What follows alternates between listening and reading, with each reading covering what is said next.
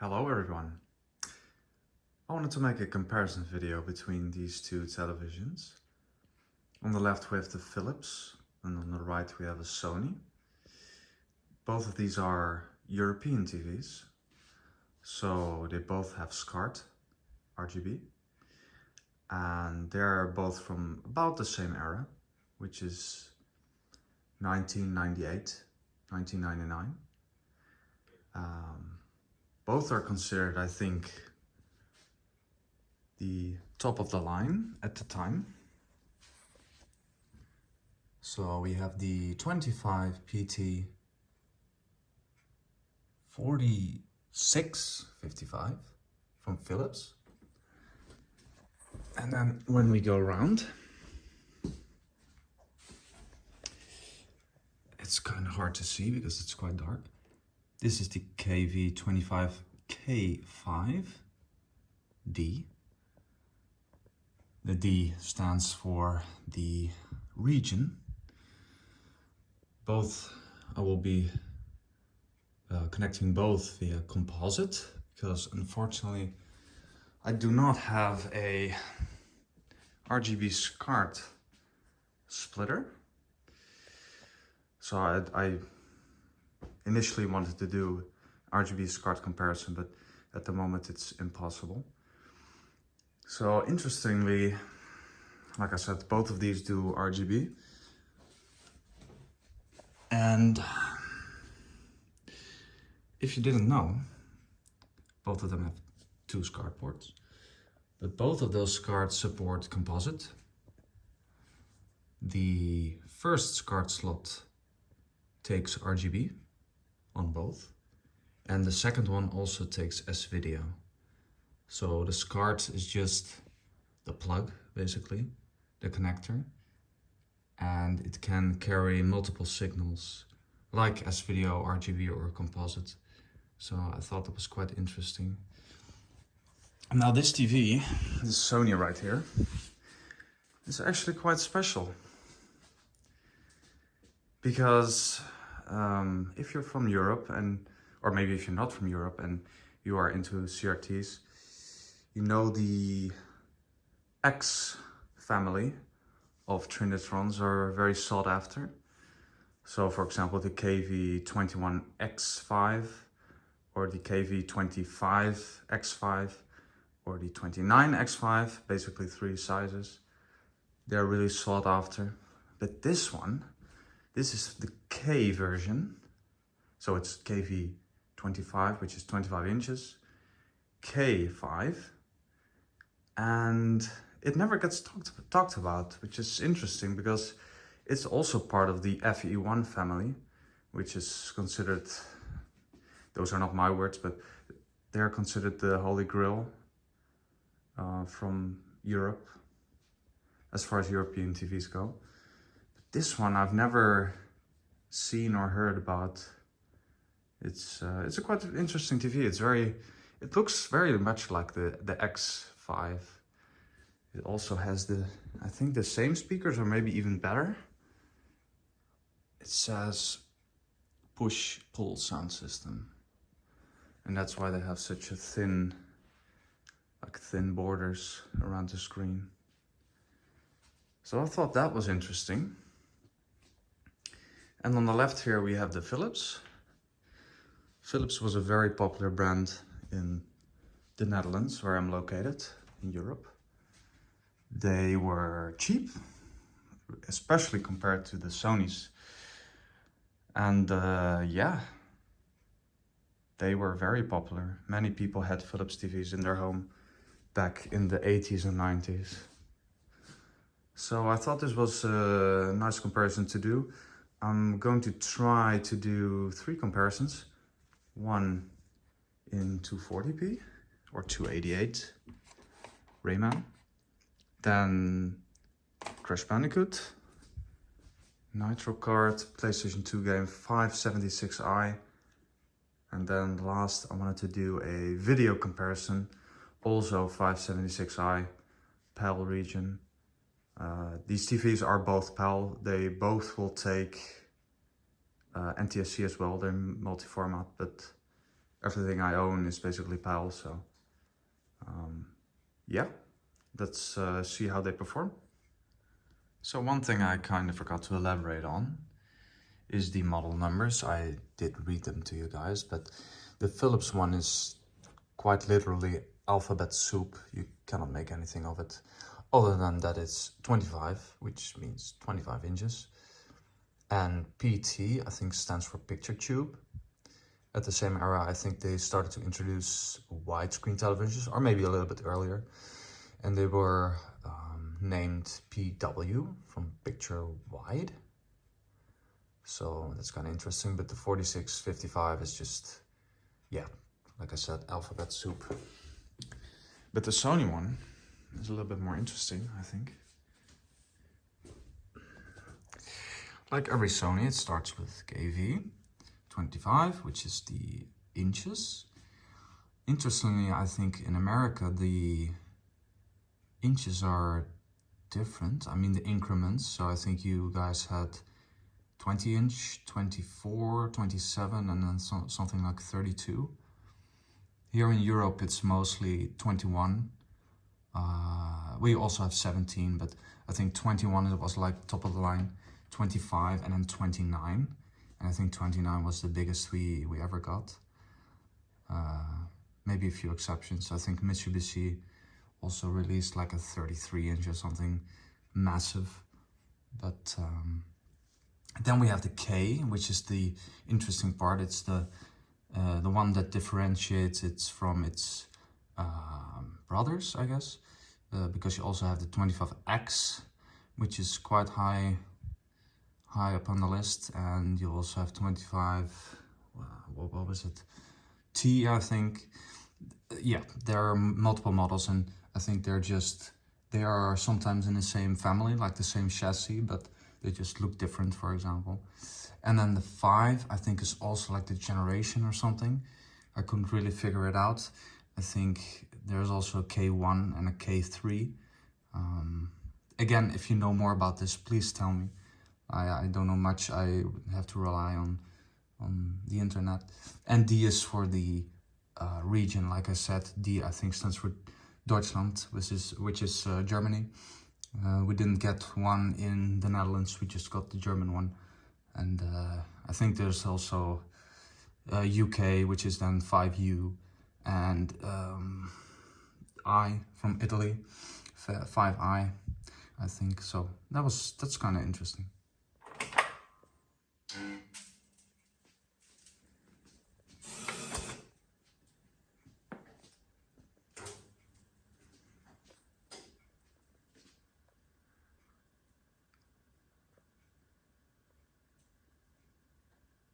Here we go, both are turned on. Right, both of the TVs are on. And I turned off the lights, so you have a little bit of a better picture. I might turn it on later to see if it makes any difference, but yeah, actually, I know it's really hard to see on the camera, but they look very similar. Right now, actually, the Philips looks a bit more contrasty. Both screens are absolutely black.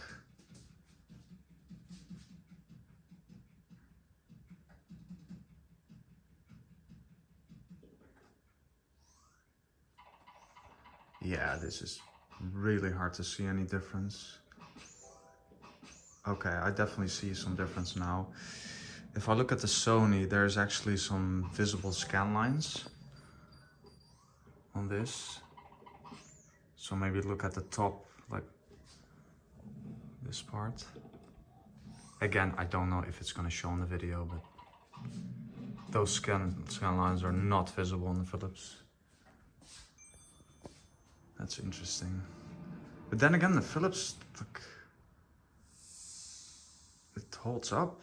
It looks very nice.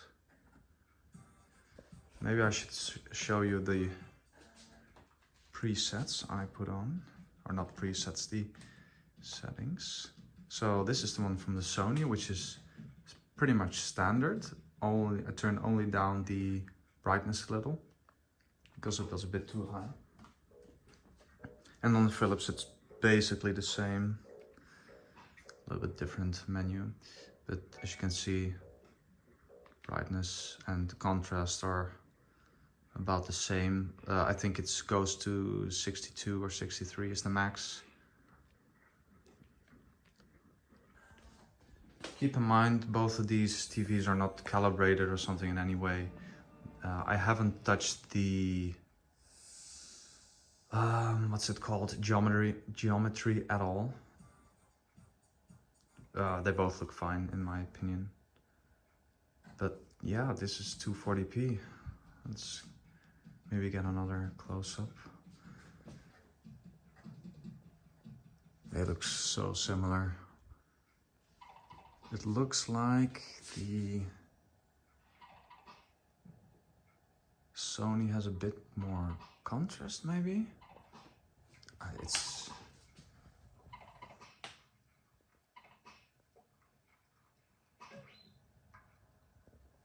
That's the Sony.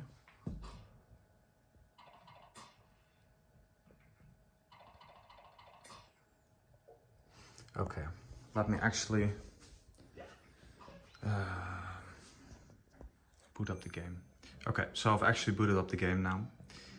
And again, when looking at it from this angle, they look very similar to me.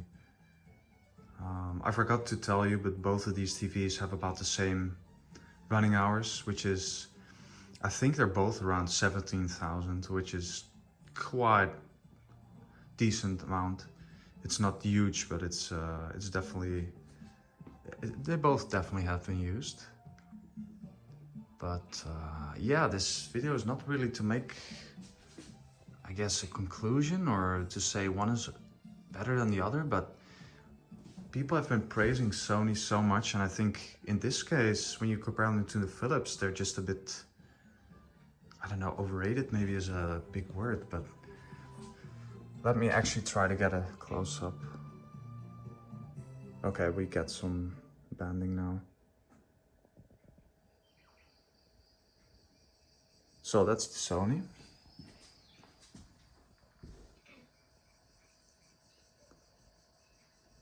Ignore the banding.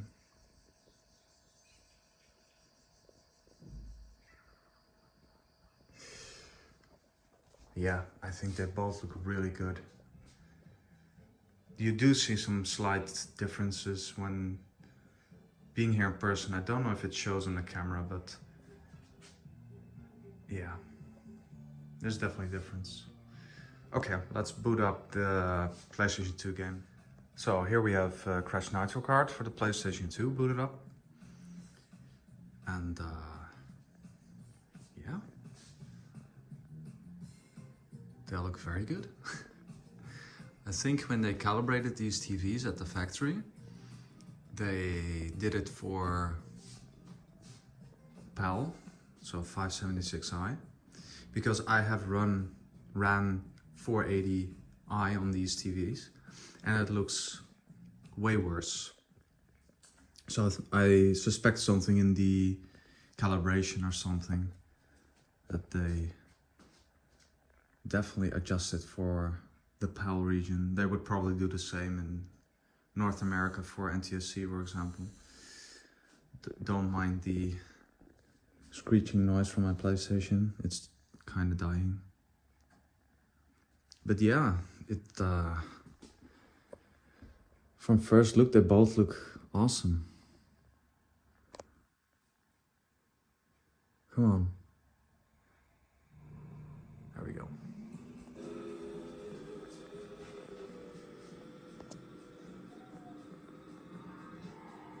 I must say PlayStation 2 looks great on these.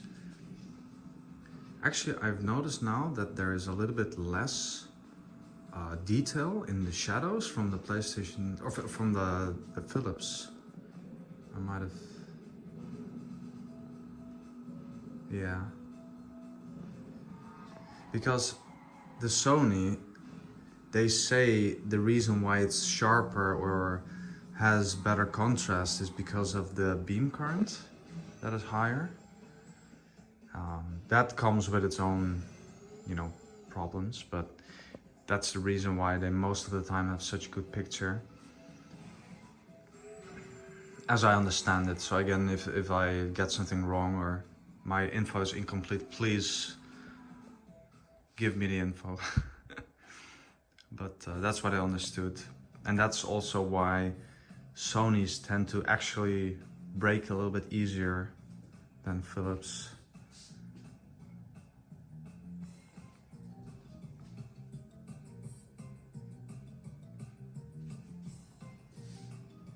Yeah, they're super similar. Okay, I'm actually gonna cut this short and go to the video part. So here we have a video playing. It's 576i. So again, Paul. Yeah, okay, I definitely see some differences here. Look at this. Okay, I'm actually gonna. Okay, one sec. I'll try to pause. There we go. So this is actually the biggest difference, I think. You can see it in the cat. There's way much more detail in the Sony one than there is on the Philips. But then again, it doesn't look bad on the Philips, it just looks different. I guess it has to do with the settings. Stop doing that, please. Yeah. This is the most difference I've seen right now.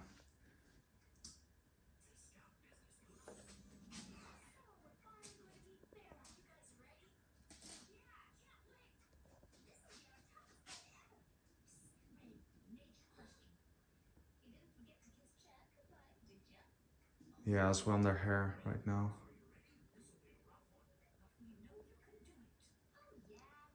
But then again, when there is a high brightness scene, then I don't see much difference. It's only in the dark spots. They both go really bright, like actually really bright. I cannot tell the difference right now. They both look insanely crisp. Like, I think Philips is really underrated.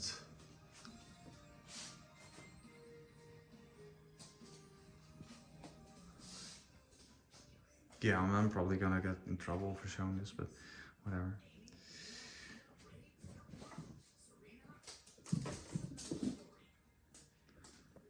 What are you doing?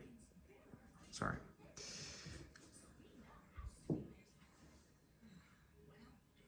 Yeah, I really like them both. They look great. I would think the Sony would have been sharper, but it just isn't. They both look very sharp. And I would say the Philips has more contrast right now. And the absolute brighter scenes, where it gets really, really bright, the Sony just edges out a little bit. But that's it. There's so little difference. I'm very curious to watch this footage back and that you can actually see it on the camera, because I doubt it. All right. Okay, so another interesting fact is, I don't know why, but all of the Trinitrons I have do this.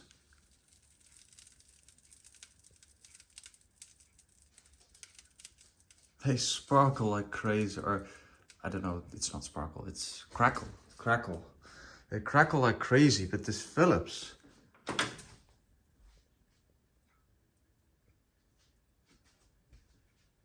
oh, I actually heard a few, or it's actually the Sony still crackling. That's so weird to me. I think it might have to do with the beam current. The beam current being higher on the Sony. If you know what it is, please tell me. I'm very interested to know why this guy crackles like crazy and the Philips doesn't. So yeah, that about wraps it up actually. If you have more information on these TVs and I didn't mention it, please let me know. Let's see, I mentioned the amount of hours, which is quite important. Both of these have around 17,000. So one is not more burned in or burned down than the other one. It should be around equal. Yeah, so let me know what you think about these TVs and if you expected this, because to be honest, I didn't. I thought the Sony would have definitely been better. You know, if you look at the style and the design of the TV, I would definitely go for the Sony. It's much sleeker. Oh, I didn't mention this yet. This is actually very important. The Sony is freaking heavy. It is around, I think, 38 kilograms for a 25-inch TV. That's a lot. The Philips, I don't know from the top of my head, but it's, I think, maybe 30, maybe less. I think it's 10 kilos lighter, 10 kilograms, around 28, which is, yeah, interesting. Also the depth. Wait, how can I show this? It's quite a lot deeper, the Sony. It's not much, but it's around 4 to 5 centimeters, I think. So yeah, let me know in the comments if you know anything, and I will probably bring you some more comparison videos between CRTs in the future. See ya.